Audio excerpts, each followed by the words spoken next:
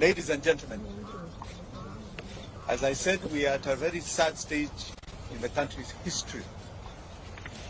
I'm going to read this statement and know that it has been compiled by all of us because we want to send a message directly to William Samoei Ruto. Directly to him. Crooked Ruto is responsible for the illegal abductions and killings. Today, we stand in solidarity and empathy with all the families here and those who did not make it to come for their sons and daughters who have been abducted and have disappeared. It is devastating for a family and friends when a loved one disappears. Yet this is a harsh reality facing Kenya today. I'm very touched by the plight that has been going on, and more so because Bob Jage and the Lomban twins came to visit me in Kamkunji after I was illegally arrested by the police, to some of us personally. Your pain is my pain. We are sounding the alarm. We are on the edge of an abyss and moving speedily in the wrong direction. We must wake up and collectively demand for truth, accountability, and justice. Many times it is said that if it happens to one, we keep quiet. It happens to another, we keep quiet. Eventually it will land in each of our doorsteps of so-called terror suspects. We've seen it over the years. But because there is a security team that tells us that it's for our benefit, we keep quiet. Today they have extended it to people who have been peacefully demonstrating in this country. Abductions is becoming a way of life. Extrajudicial killings a way of life. This is not the Kenya. Abductions, enforced disappearances, and extrajudicial killings in Kenya remain a state strategy to spread terror amongst us.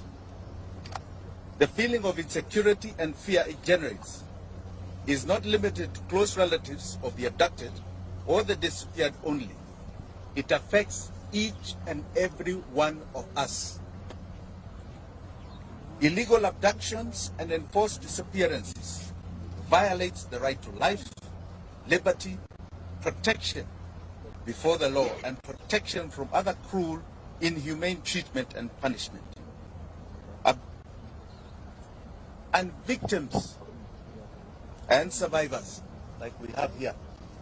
We have a young man here who was abducted all the way to Maragua. He will tell you his story. Abductions are a gross violation of the international law, including it is kidnapping people, kidnapping Kenyans.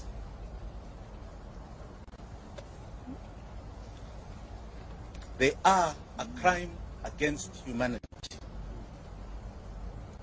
Family and friends of people who have been abducted and disappeared experience slow mental anguish, not knowing whether their son or daughter, mother or father are still alive, not knowing whether he or she is being held or how they are being treated. Searching for the truth put whole families in great danger.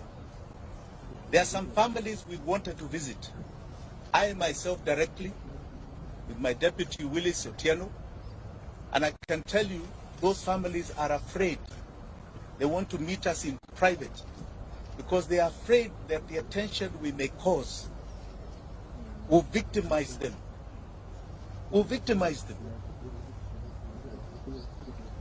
No order or instruction of any public authority, civilian, military, or other, may be invoked to justify a form of abduction, stroke kidnapping to enforce disappearance. Any person receiving such an order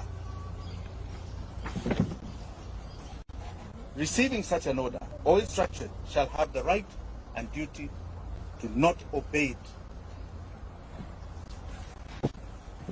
Article 26 of the Constitution of Kenya guarantees every Kenyan the right to life, specifically stating a person shall not be deprived of life intentionally. Article 28 and 29 of the Constitution provides the human dignity, freedom, and security of the persons, which includes and not be subjected to torture or treated or punished in a cruel and inhumane manner. The Inspector General of the National Police Service, under Article 245 of the Constitution, must exercise independent command of the police. We have seen what is going on. You have an IG who stands up and says you can demonstrate. It's in the Constitution. 2 days later, he's chasing everybody from the streets and his officers are shooting. Who is giving him those orders? The IG is constitutionally required to ensure the police operate with the highest standards of professionalism and comply with constitutional standards of human rights and fundamental freedoms while performing their work. In exercise of the command of the police, the IG has the constitutional responsibility to ensure that the officers commit to protect the right of life of all Kenyans by adhering to the Constitution. President William Ruto took oath and swore that he would truly and diligently serve the people of the Republic and the Republic of Kenya. He would diligently discharge his duties and perform functions in the office of the President while doing justice to all in accordance with the Constitution and the laws of Kenya without fear, favor, affection, or ill will.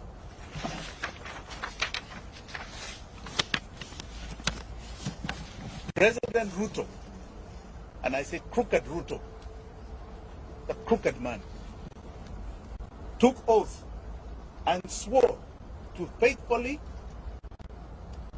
bear true allegiance to the Republic of Kenya and will obey, observe, protect, and defend the Constitution of this country. And he will protect and uphold the sovereignty, the integrity, and the dignity of every single Kenyan. That is an oath you are swearing to God before 54 million Kenyans. Regrettably, today it can be confirmed that crooked Ruto has not only violated the Constitution of Kenya, but has contravened his oath of office. He has become a constitutional delinquent. For the avoidance of any doubt, if any of you have any,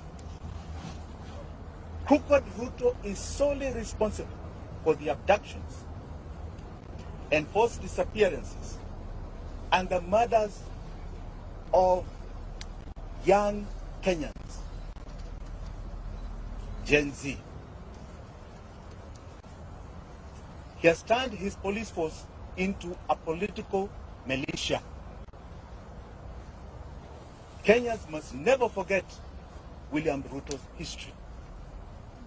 And Kenyans will never forget what he's doing to us today. Crooked Ruto is hypocritically mocking, laughing, and demeaning the abducted, disappeared, and murdered sons and daughters of this country, and their loved ones who are painfully crying daily. The only crime they have committed is exercising their constitutional and democratic right to peacefully and unarmed demonstrate on the streets in our country. We will not yield to crooked Ruto's tyranny. We will not. Because to yield is to advertise to all those that have fought for the democracy that we have today, starting from 1920. We are telling them that we have succumbed to the will of tyranny. William Ruto will not take us there. He is no different. When you look at that man, read the history of people like Pol Pot of Vietnam, Adolf Hitler. Read the history of Amin Dada, who was just next door to us, Umar Bashir, who created atrocities in Sudan. He is no different. He's not a man to glorify.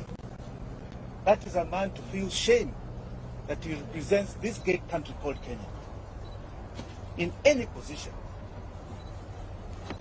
Finally, I wish to assure the abducted, the disappeared, and their families here and home, you shall never be forgotten by Kenyans.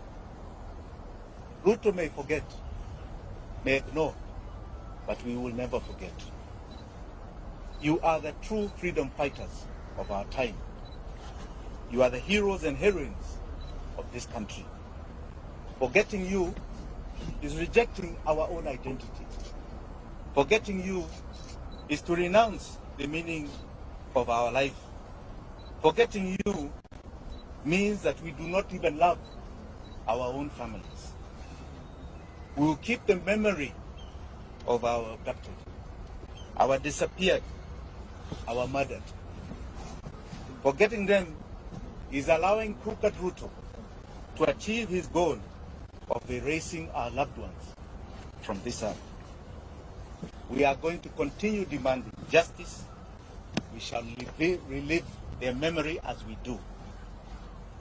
The abducted, the disappeared, the murdered shall live forever in our minds, in our hearts, and etched in the history of this country. Thank you very much. Do you have any questions?